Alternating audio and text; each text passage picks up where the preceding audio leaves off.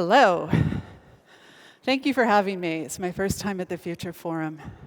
Imagine if the world of healthcare, diagnostics, and therapeutics could be transformed the way semiconductors and software have literally transformed everything else. I believe that future is very close through advancements in consumer electronics, silicon device physics, and artificial intelligence coming together. This future could enable the profound act of curing a disease to become a reality for all, transforming the course of human health for all of us. It's not a dream. We are starting to revolutionize our ability to diagnose and treat a series of diseases, from aggressive cancers to mental disease to debilitating stroke. And I'm going to share that with you today and hopefully take you on this path with me. This is a tale of two stroke patients. Stroke is the #2 killer in the world. It takes 6.5 million lives each and every year. It's a time to diagnosis crisis. Even for the most severe strokes, if we can get you from stroke onset to treatment within 2 hours, the outcomes are excellent. But it often takes more than 10 hours to just diagnose the stroke. This patient on the left, if he lives, he may never go home again. And in contrast, the patient on the right had exactly the same type of stroke. The difference was he had rapid diagnosis and treatment within that 2-hour window and is playing tennis the next week.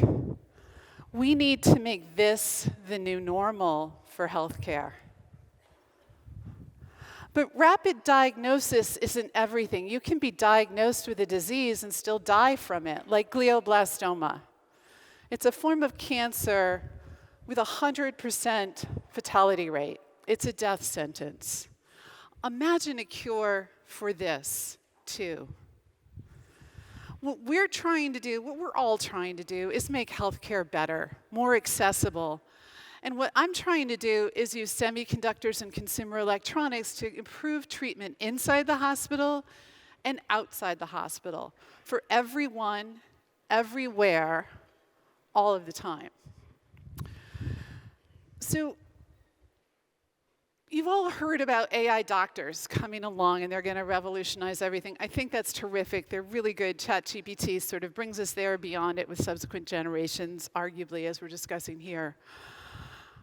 But new devices and new semiconductor chips, cutting edge ones using the latest fabs, can enable better diagnosis and treatment for all. Treatments with the semiconductor devices. So here's the thing. I live in a country where healthcare is approaching 25% of our economy today. And I'm a pioneer in silicon and TVs and screens and chips and laptops, and we've achieved a 10x cost reduction over the last 10 years. You put that together, we can make really innovative, and it didn't stand still. The devices you used 20 years ago are not the same as the devices you're using today. So what we need to do is harness Moore's law and see how we can use it to change outcomes. So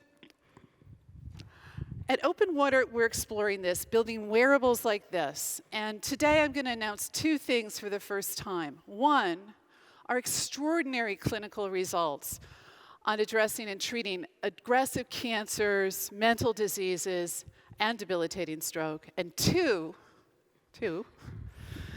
a way to open the tech up more widely now to accelerate our collective goals to make healthcare better, faster, cheaper.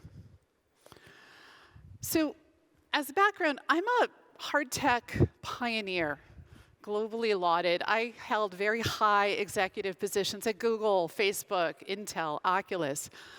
I've founded 4 hard tech startups. I say this because what I'm saying Probably sounds impossible, but everything's impossible before you do it. I've done the impossible many times in my career. One of my startups was a multi-billion not-for-profit where I architected the fastest growing consumer electronic category ever recorded. I've got 250 patents to my name. I've shipped 60 different devices, several of them multi-billion-dollar devices. I was a professor at MIT, but perhaps more importantly, or equally importantly, I'm a brain tumor survivor. It took 17 years to diagnose my brain tumor. I was very sick. And for the last 28 years since my neurosurgery, I need a dozen medications every day to live. I live the problem of healthcare. I fight for my very life on a routine basis through our broken healthcare systems. So it's not just about me. I've built this fantastic team. It's always about the team. Here are the leaders of various groups at Open Water, and there's more pics of the astonishing people that work in the groups underneath them that I can also share. So our idea, a semi-based platform approach to medicine with a worldwide innovation platform addressing 90% of the diseases that kill us. So here's a contrast in innovation, a modern drug and the modern smartphone. Each took billions of years and decades to develop. What's different is the per unit cost. This new drug, it's amazing. It cures hemophilia in one shot. And that injection costs you $3 million. Contrast that with the modern smartphone that went for scale fast, $1,000 a unit. So what I'm talking about is the natural progression of the devices we've created with the step counters and the sleep trackers, but a step change in the next iteration of silicon that we can use there, meaning silicon and software replace drugs. Really. This step change is what we're doing, and I'll share some results with you today. We use infrared light and ultrasound to penetrate our body. That's been known for a long time. It's been used in therapies and diagnosis for 100 years. What's new is we're modulating the waves in the wavelength of light and sound. We've been designing and iterating a new set of devices and chips for the last 7 years with new kinds of lasers where we can create interference patterns and record holograms of your body, where we can steer and control sonification parameters of ultrasound that have not been possible before, that allow us to get to new places in the therapy. So let me talk a little bit about that. The last 7 years of Open Water, this journey I started 7 years ago, can be rolled up in a single slide, this slide. Let's start on the left, stroke, debilitating stroke. We've proven that we can diagnose that severe stroke in an ambulance. We've been in studies at University of Pennsylvania and Brown University for over a year, measuring stroke patients to see if we can diagnose that stroke faster than 10 hours. We're doing it with the highest sensitivity and specificity ever recorded in a mobile device. We're applying for a CE clearance in Europe. This could be on the streets of Europe next year, we hope. Let's go to the right, glioblastoma, same device. Here, we do a 10-minute treatment on day 1 of ultrasound on the mice that have glioblastoma, human glioblastoma. It's at a very low intensity, at a lower level than has been used on pregnant women and their fetuses for the last 50 years. So with that, we get a massive reduction in tumor size. How do we do that? Prior to this, we built up thousands of human brain organoids and ran through sweeps of sonification parameters to figure out which sonification parameters would kill the cancer and not harm the healthy tissue. Unlike most forms of cancer treatment, chemotherapy, radiation therapy, where they harm the cancer, but they also harm the healthy cells. We're not doing that here. We probably need another dose on day 5 to shrink the tumor even better, but these mice have now been through autopsy, they've come out. The autopsy people say, look, no damage to the healthy tissue, but we have massively shrunk the tumor with a diagnostic level of ultrasound achieving a therapeutic result. And that same device, at a different frequency, we're using in a trial that's about to be finished at University of Arizona. And with this, what we're doing is turning off overfiring neurons. The root cause of mental disease may be many things. Mothers are often blamed. But the end result is neurons are either overfiring or underfiring. And we can see that in the default mode network here for ruminative negative thought, and we quell those neurons. Over half of our patients have gone into remission in this first study, which is better than most drugs. So we're continuing on that. In summary, we could make this outcome the new norm in stroke, number 2 killer in the world. Our clinical results on glioblastoma are amazing, and I'll show you how the same units could be tested on all aggressive cancers.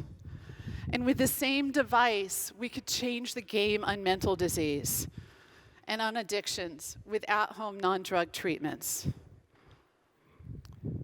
So this isn't a sleep tracker or a step counter with a digital therapeutic on it.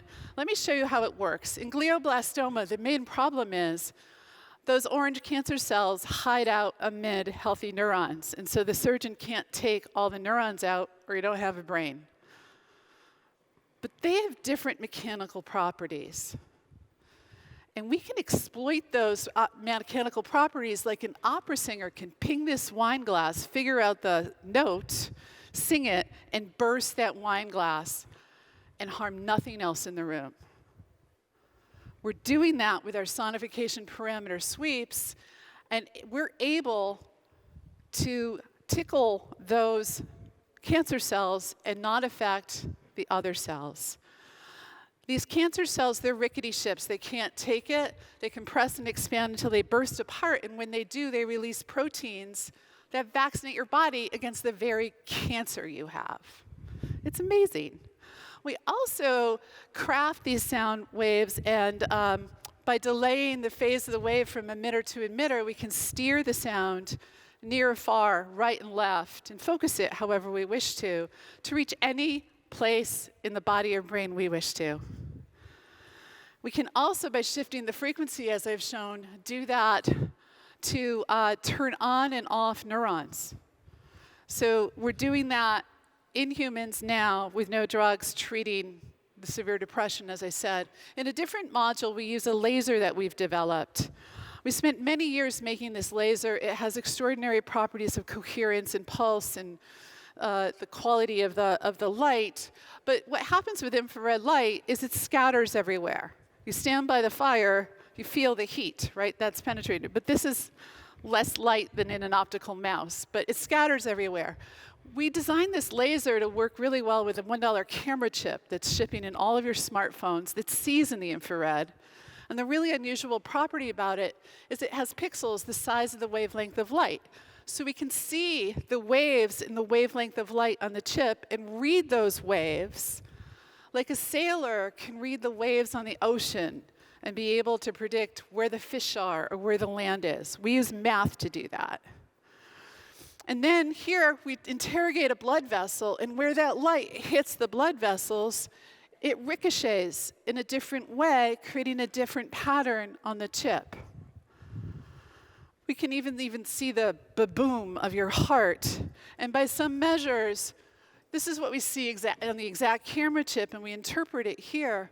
We're seeing blood flow fidelity by some measures with 200 times better fidelity than a multi-million-dollar MRI machine or a CT machine or a Doppler ultrasound scan. This can be a stroke detector and so much more. So great, we have these devices where we've done great results on glioblastoma, stroke, mental disease. Conventional wisdom says, pick one and ship it. That's because conventional wisdom, the drug of choice for therapeutics, is a drug. And that is fraught with risk. The typical cost, we went over about $2 billion in 20 years. But here's the thing. There's two things that are different here. We're using light and sound, proven safe for 100 years. And we're using chips. You can't convince a chip maker to sell a chip for $1 million, and that's a really good thing. Moore's law rides on the fact that we make things at scale and differentiate the same chips with software and things on top of it. And so we could work on addressing all aggressive cancers, all blood diseases, all mental diseases, neurodegenerative diseases with the same kind of chipset with different software layers like we've done for the 3 diseases I've shared with you. So where we get to is why not just try to cure more people and more diseases faster? By the way, I didn't mention open water as a startup, so now we're trying to take on everything that kills you. So how does that work? Here's the other key. In the last 20 years, there's been 1 million papers in the scientific community about using light and sound and EEGs and so forth to diagnose and cure diseases. The speed of research in medical is glacial, 30 years from first paper. But clinicians aren't really great at device physics on the cutting edge. So I constantly think about how to help more of this incredible talent. So here's an example. This is low-intensity focused ultrasound for lots of diseases. And the frequencies, often only single frequency was tried. Why is that? Because the off-the-shelf equipment only hits a single frequency. That off-the-shelf equipment is $500,000, $1 million. You need a whole huge room of them to address the sonification parameter sweeps. But we have flexible systems, and we could help so many great clinicians find the effective therapies for so many diseases if we could get our components to them efficiently. So our moonshot is let's not go after one disease, let's do them all together. We've spent 7 years building these chipsets and the software and AI, and it's time to let everybody have them. Equally important is the cost of development. 80% of the cost of bringing a new therapy to market is the clinical trials. In drugs, that's $1 billion. In devices, it's $50 to $100 million, but that's still a lot of money. But a platform with shared data can massively save cost. We could get 3 to 10x lower cost structure because the regulatory bodies sharing the safety risks across the platform need fewer patients. It's an exponential. So also, we can combine the 100 years of safety data across infrared light and ultrasound to add to that mix. So we're letting everybody have access. By doing so, we get an exponential, lowering the component costs, as I've said, and the regulatory costs in an exponential way. Better, faster, cheaper.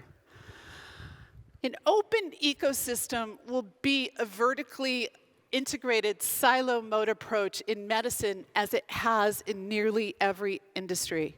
Imagine it's 5 years from now and a new country wants to get better outcomes for their health, or a hospital or pharma chain wants to accelerate their research, or an AI firm needs better training data. In each case, having an open, trusted ecosystem in place will be their preferred path.